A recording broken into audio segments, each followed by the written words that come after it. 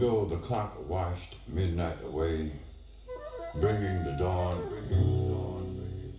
Oh God, I must be dreaming. Time to get up again and time to start up again. Pulling on my socks now. Where did the night go? A very warm welcome to you all. Thank you very much for attending our Augmented Cities, Where Did the Night Go conference and today's very interesting lecture. I'm Laura Sommers-Litschel, part of the night team, one of the organizers of this conference and chair of today's talk. After the talk that Saskia Sassen gave yesterday, we can't say that this is the second keynote of this conference. We are very, very happy to have Professor Dietrich Henckel here and to hear his talk with the title, Berlin 365, 24/7, the selectivity of 24/7. Berlin is one of many cities which claim to be always on in a 24/7 rhythm. When we think about digitalization and digitalized work and the possibility of using digital services anywhere at any time, it may seem that way, and it certainly often is, as some of the talk at this conference will show us. Nevertheless, this is still a development that is not as comprehensive as it may first seem. Dietrich Henckel will critically examine this 24/7 claim today and argue that the colonization of the night is in several dimensions highly selective and that we observe a relevant colonization of the evening, but that a leveling of day and night is still far off. I immediately came across Dietrich Henckel's name when I started doing research on digitalized labor in nocturnal Berlin. Then, last year, I was lucky enough to interview him for my own research, and I'm therefore very glad that he agreed to speak at our conference. Dietrich Henckel has long been thinking about urbanity and time and is involved with the night, and especially Berlin's night, for decades.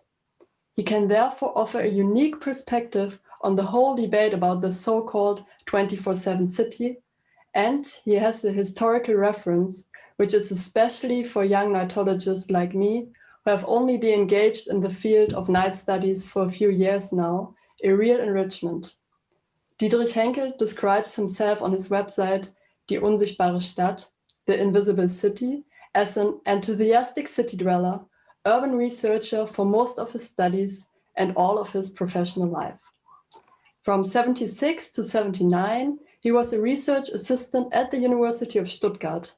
Between 1979 and 2004, he was research associate at the German Institute of Urban Affairs, and from 2004 until his retirement, he was a professor for urban and regional economics at Technical University of Berlin. His teaching and research focus on economic structural change and spatial or urban development, especially the spatial-temporal analysis of urban structures, spatial-temporal aspects in urban planning, and municipal time policy. If you want to deal with the city and the night, especially the night of Berlin, you can't get around Dietrich Henckel's work. Before we begin now, a few organizational notes. After the talk, there will be the possibility to post your questions in the chat. And unfortunately, we have to pay a lot of attention to the timing, and we will therefore have to finish punctual at 1:45. So please don't be surprised if we have to end the conversation a bit suddenly. We will record the talk today, as we do it with all the events of this conference. And now there's nothing more to say except welcome, Dietrich Henckel. I'm very glad you're here, and I'm looking forward to hear you talk today. Thank you. Thank you, Laura, for this kind introduction, and I'm going to share my screen with you. I think it works. Thank you for the invitation. It's a great honor and pleasure to be here and share my thoughts on the 24/7 city and my skepticism of the round-the-clock active city, for which 24/7 is the cipher. To give a broad overview of the structure of my presentation, I will talk a bit on a Berlin marketing campaign, talk about the colonization of the night and what 24/7 might mean. And then I come to some eclectic empirics on what 24/7 is about and the evidence we have so far. Then I will talk about the barriers to extension and finally come to my conclusion about the multiple selectivity of 24/7 and end with some final remarks. As Berlin is often a bit show-offy, it started a campaign named 365 24/7 because it seemed that around the week 24/7 is not enough. There must be something more to it. The campaign started in 2016, and to be fair, it's not the ongoing campaign, but it's still to be found in the internet.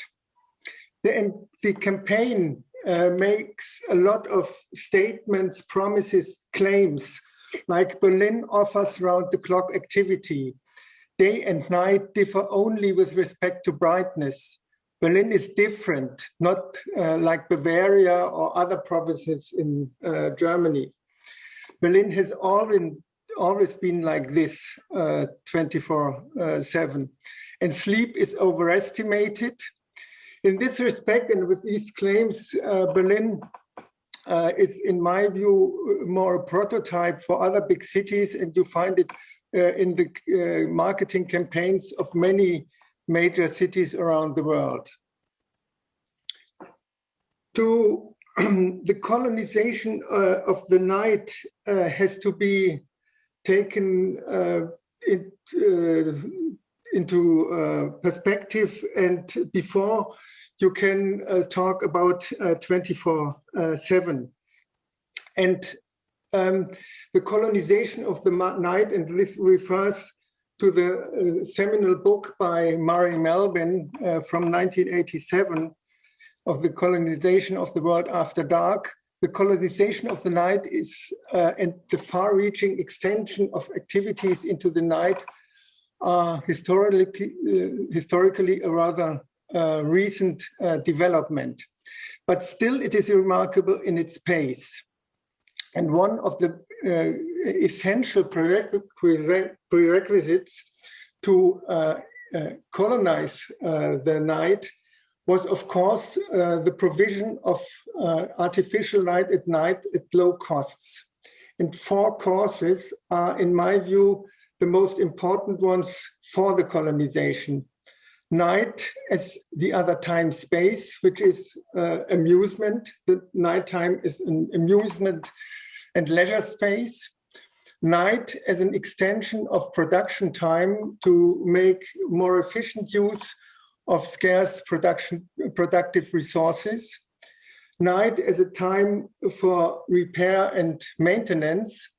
And of course, there are incessant activities necessary to keep up the functioning of technical systems, especially technical infrastructure, and of course, all types of security and safety, police, fire brigades, emergency, hospitals, and so on, and so forth.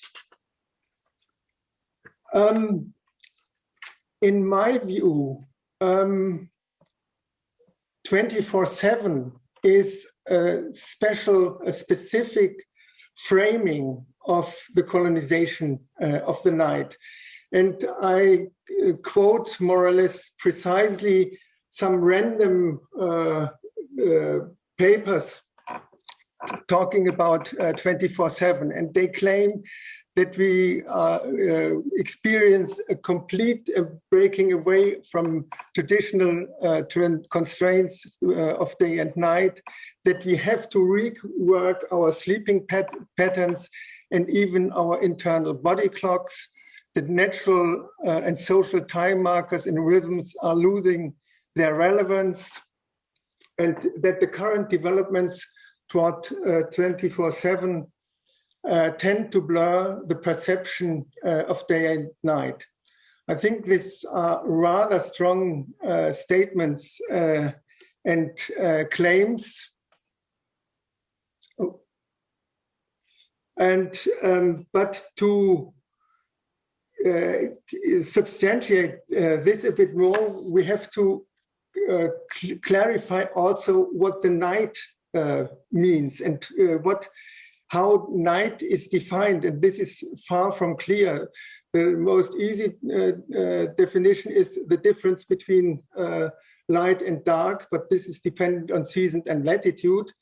And more important for social sciences are the definitions in any type of regulation, working time laws, employment protection legislation, statistical definitions about evening and night work, labor agreements, whether to pay premiums or extras for taxis and pharmacies, peace at night, the question of noise disturbances during the night, of opening hours, curfews, prohibitions, bans on night flights, and these definitions vary quite a bit.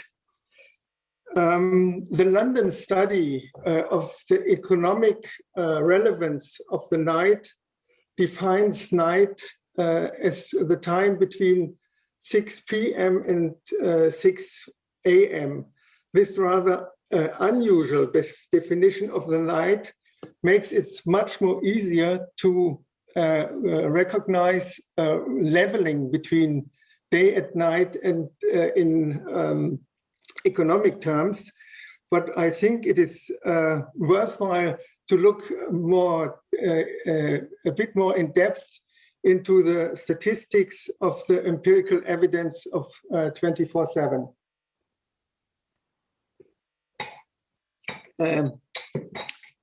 Given the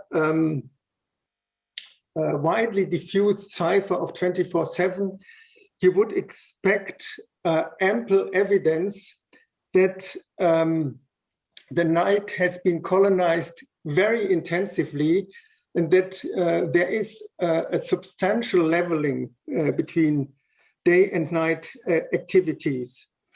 But looking at the scarce empirical evidence, this is, in my view, not very convincing. And I will give you some examples why the claims of 24/7, in my view, is not very convincingly substantiated. A very convincing indicator would be if we could compare the night with the daytime GDP. For obvious reasons, this is not available, and therefore we have to rely on other indicators. And one of them is nighttime employment. We have nighttime public transport, emergency calls during the night, which already Melvin used as an indicator, use of online services and servers, nighttime opening hours, sleep, and even artificial light at night. These and even more data are needed to prove 24/7, or at least a substantial leveling between day and night. And in the following slides, I will only show some examples of the empirics to support my skepticism. This is based on Eurostat's statistics, the employment during the night, the employed persons in percentage rate of the work total employment, and the regularity. And as you can see, without going into details, regularly working at night are less than 7% all over Europe. You can differentiate it. I won't go into details now. And seen from the other side, more than 85% of the total workforce never work at night, which makes rather clear how selectively distributed night work is in our society and how little the percentage rate of night work is in comparison to the total workforce. The public transport is an extremely interesting example for the colonization of the night, and this is a representation of the development of the nighttime public transport network in Berlin from 1929 to 2001. And you see a colonization or an extension and expansion over time in space, in the tightness of the net, and in frequency.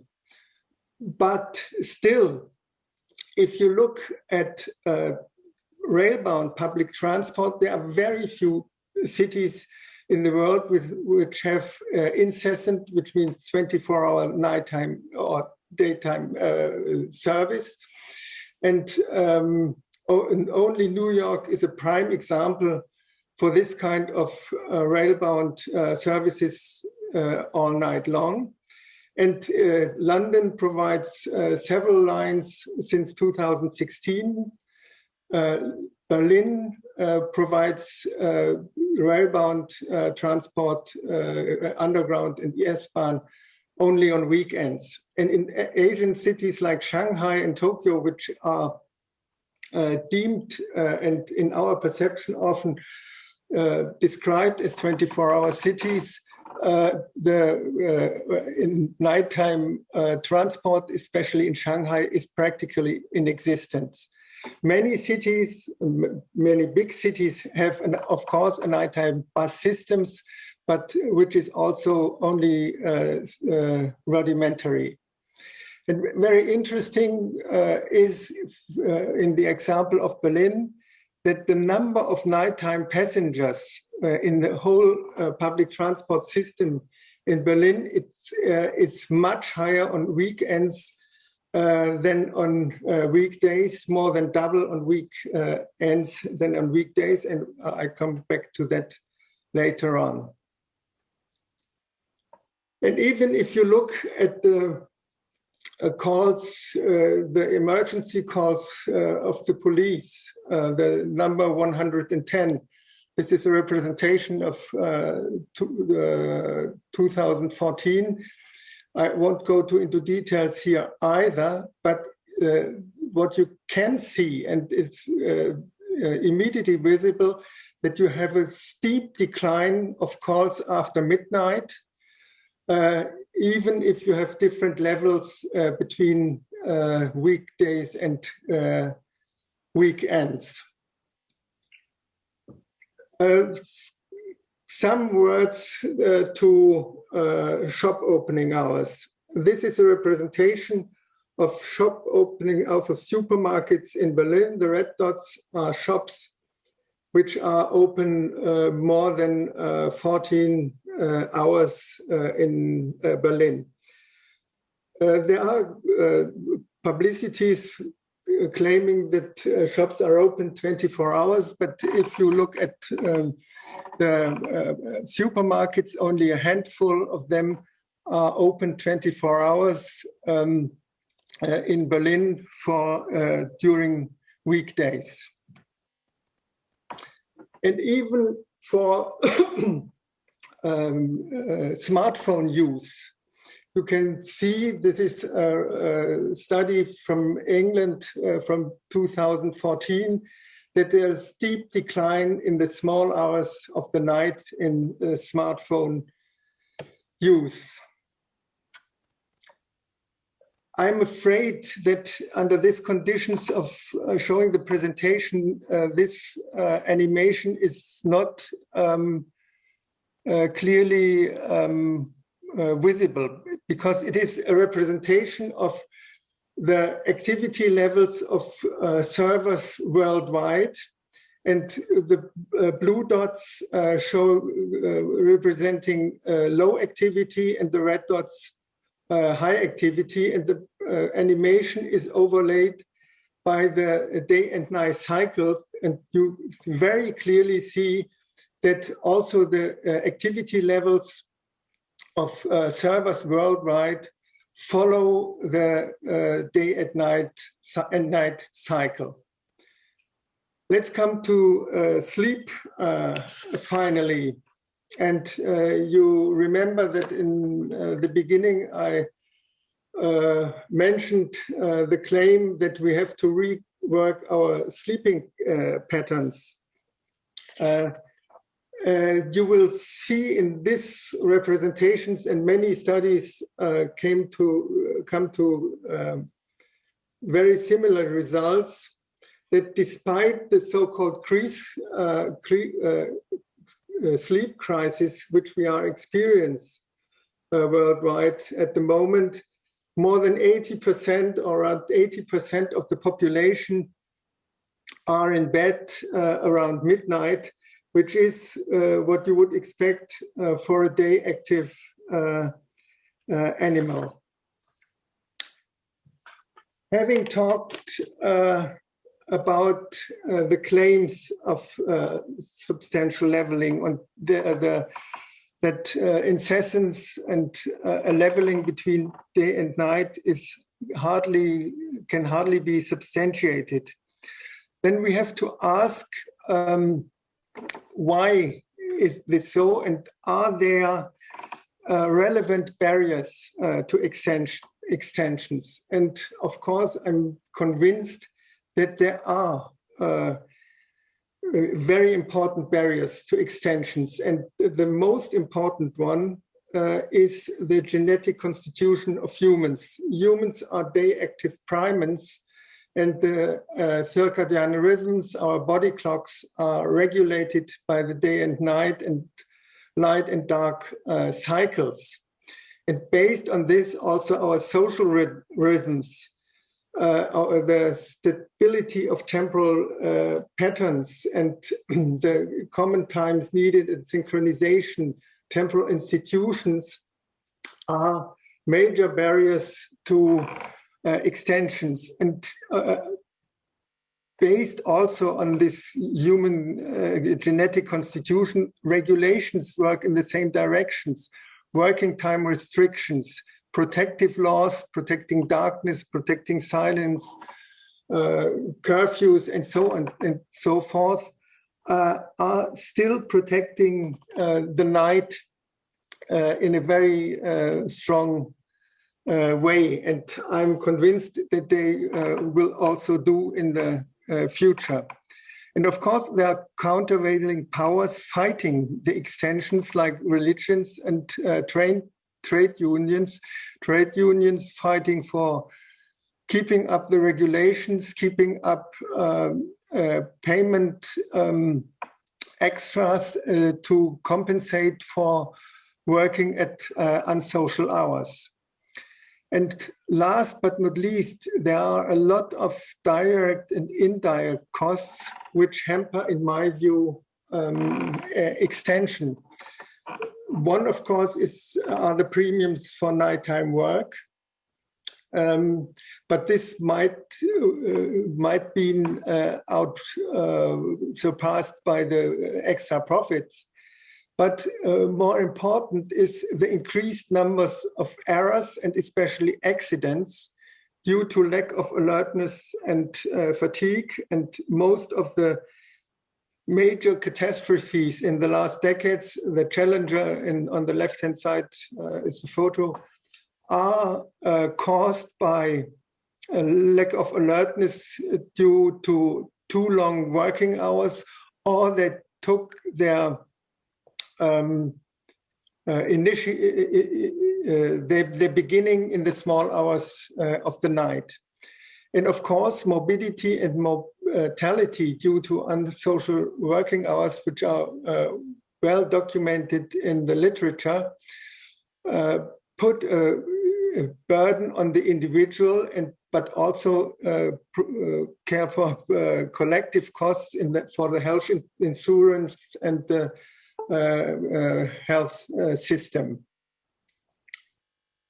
Having said these different points, my skepticism about the substantial leveling, the barriers to extension, and also visiting cities during the night, I come to the conclusion that we have a multiple selectivity of 24/7 and in four respects: functionally, spatially, socially, and temporally. Even if this is an oxymoron, I'm elaborating on that a bit.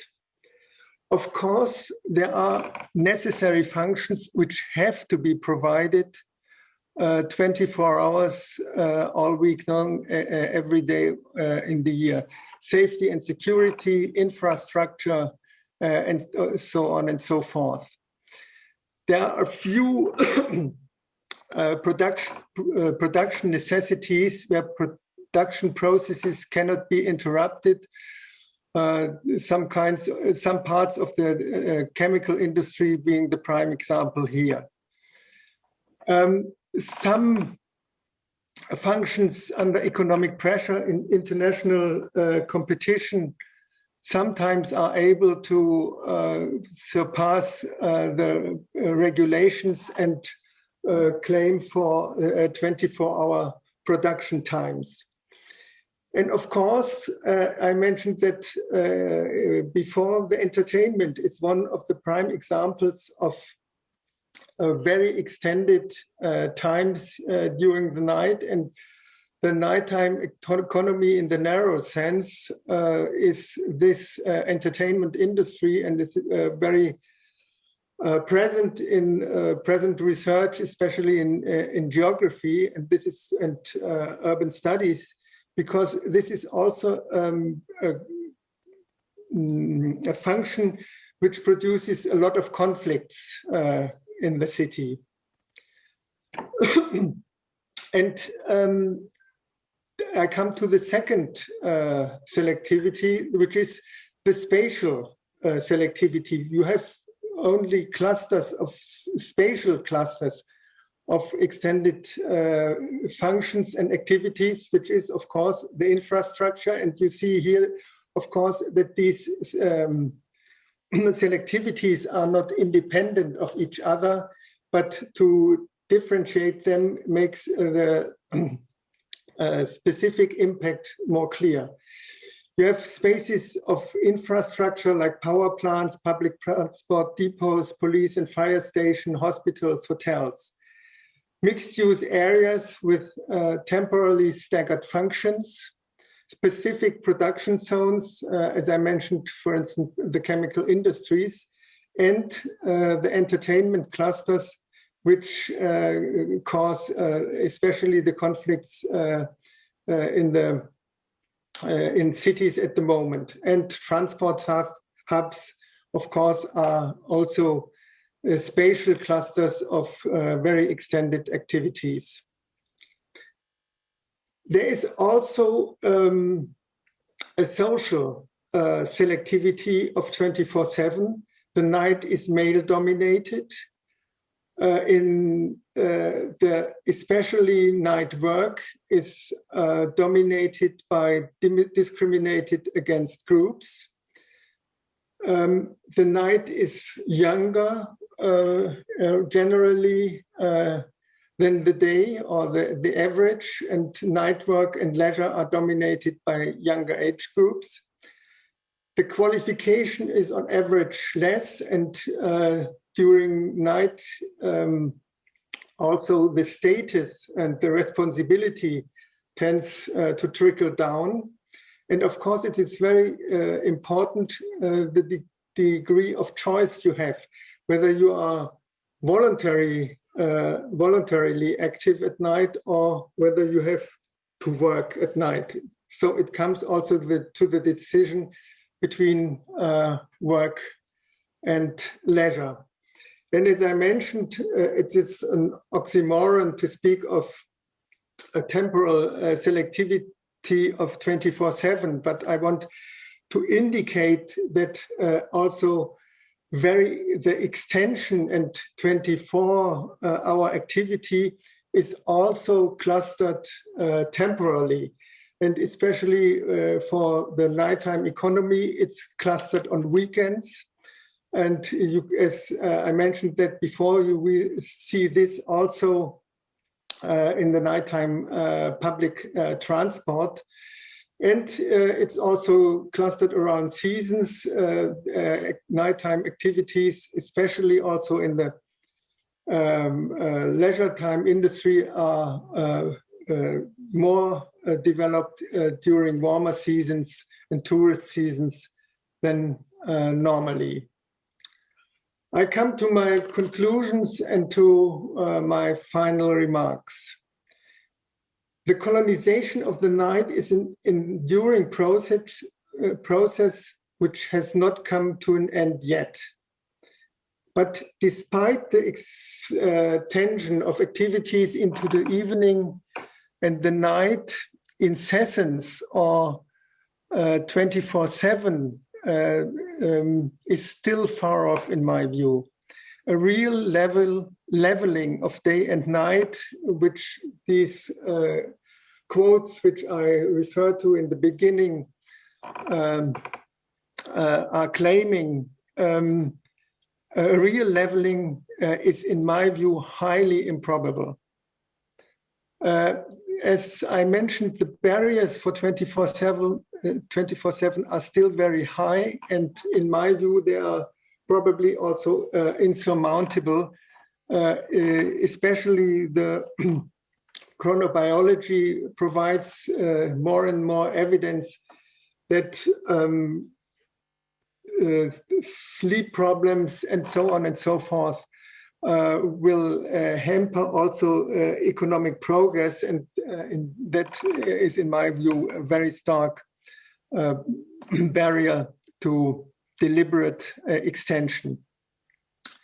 24/7 is, as I tried to show, not only functionally selective, but also spatially, socially, and temporally oxymoron-wise. Of course, there are 24/7 functions, but even a lot of 24-hour functions are more like 24/5, like the supermarkets in Berlin. They're only open 24 hours, the few ones on weekdays. And there are also functions like 24/3 or only 24/2. Some entertainment venues, especially clubs on weekends. And for many other extended functions, we see something like 14 or at most 17 to 5, sometimes 6 on weekdays. Even if we are hardly moving toward 24/7, we experience extensions into the evening and the early night. This alone requires consistent urban policies taking account of day and night in all the relevant selectivities. Thank you for your attention.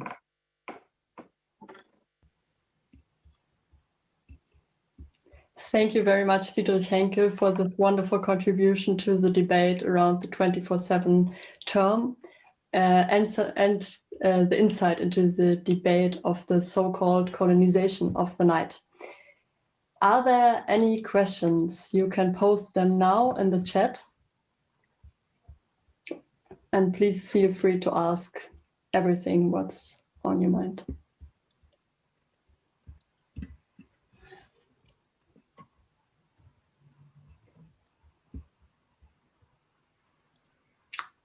Since we are a bit in a hurry today, then I will start with my first question.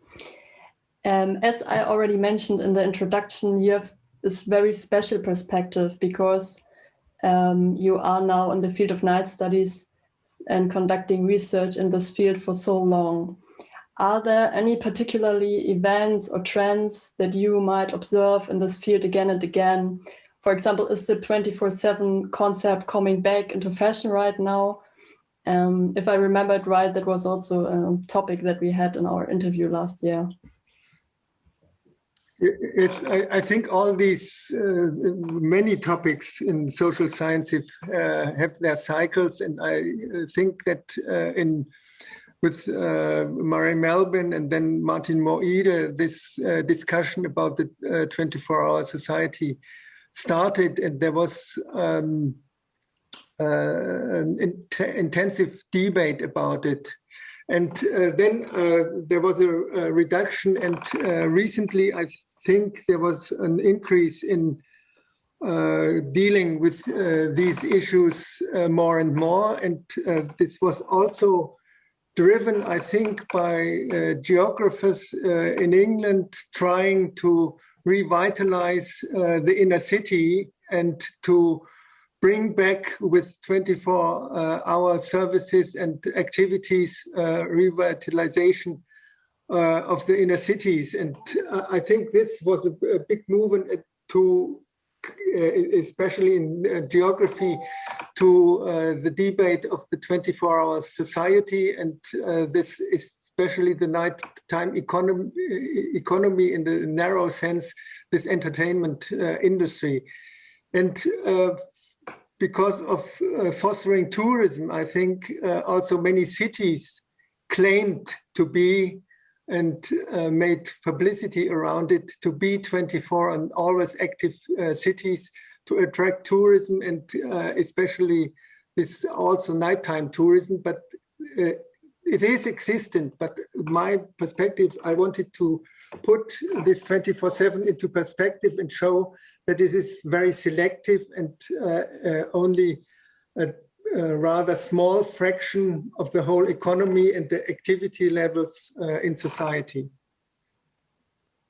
Thank you very much. We have a few questions in the chat now. I will read the first one. It's from Derek Perdue, and he's asking, how is sleep measured? That seems to be a quite invasive study. Yes, that's there are different studies. Some are asking people when they go to bed and whether they are going to bed and prepared to sleep. There are studies with technical devices measuring sleep, and the chart I showed was by a smart band provider who analyzed the data collected by these smart band users about their sleeping times. Okay, and then we have another one from Sarah from our night team. Can you maybe comment on night pollution, she's asking? Light pollution, I think there's, yes, I mentioned light as one of the prerequisites to night. I think in the next panel, there is a discussion on light pollution, so I won't extend on that, but I just give some side remark that even if you think that light is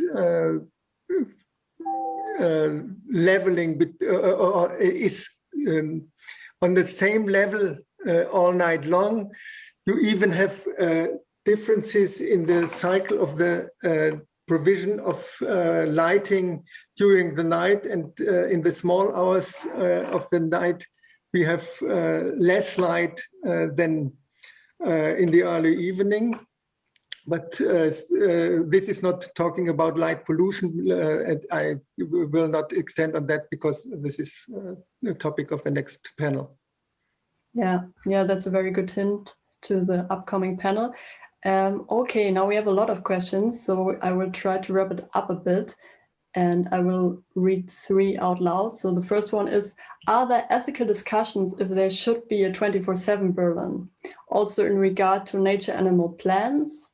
And then there's a question to globalization and space-time compression.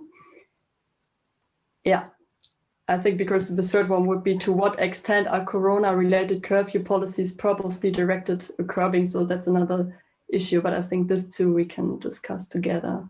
So ethical discussions, if there should be a 24/7 Berlin, and how globalization and space-time compression comes into that. I think there should be an ethical discussion about it, but I think there is also contradictions between different stakeholders about what whether there should be 24/7 or not, because economically it might be interesting for some groups, and others like the countervailing powers I mentioned are against it. But I think in city planning, I never heard an intensive debate about ethical questions, and I think it is obviously necessary. Of course, this space-time compression and this availability of connections over time zones makes some colonization of time possible. And we are preparing an international worldwide conference, and we have to care for the time zones to reach all different audiences. And this is very difficult, but this is also a very selective and small group of people dealing with these kind of problems. And it is not a major driver, in my view, towards 24/7 activity. Selectively, sometimes you might stay up very late in the evening to take part in a conference in other time zones, but it is not a relevant factor, in my view, for colonizing the entire world and to have incessants all over the place. Yeah, thank you. Then we have from Michael Ickes the question, to what extent are corona-related curfew policies purposely directed at curbing extension? Frankly speaking, I have no idea. I never thought about it. Very interesting questions. So, okay, and now we have, I think you can decide between these three questions because it will be the last one.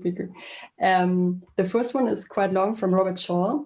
Thank you for a great talk. For a while, I've been fascinated by the apparent decline in nighttime working that Eurostat reports, which seem to contradict a lot of common sense expectations about trends in night work. Do you have any explanations, theories, thoughts about this apparent decline? And the second one would be, how would you assess the role of immigration and labor precocity in the colonization of the night? Perhaps some of these stats should be taken as conservative, as they only represent official reports. Yeah, I can read this one as well, but I think it would be too much. Okay, I start with the last one. I think this is quite good and true remark. These are official, more or less official statistics. And I tried to get some idea about precarious work and shadow work during night. And it's very difficult to get any clue on this. I asked persons who research very intensively on the shadow economy, but they had no idea about what I was asking them, and no idea about the statistics. It is a lack, and I think there is an urgent need to go more into depth to that.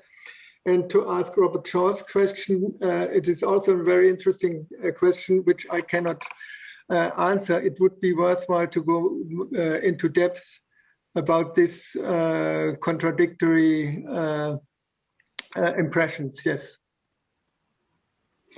Yeah, unfortunately, due to the timing and the fact that this is an ongoing Zoom call, we have to finish right now.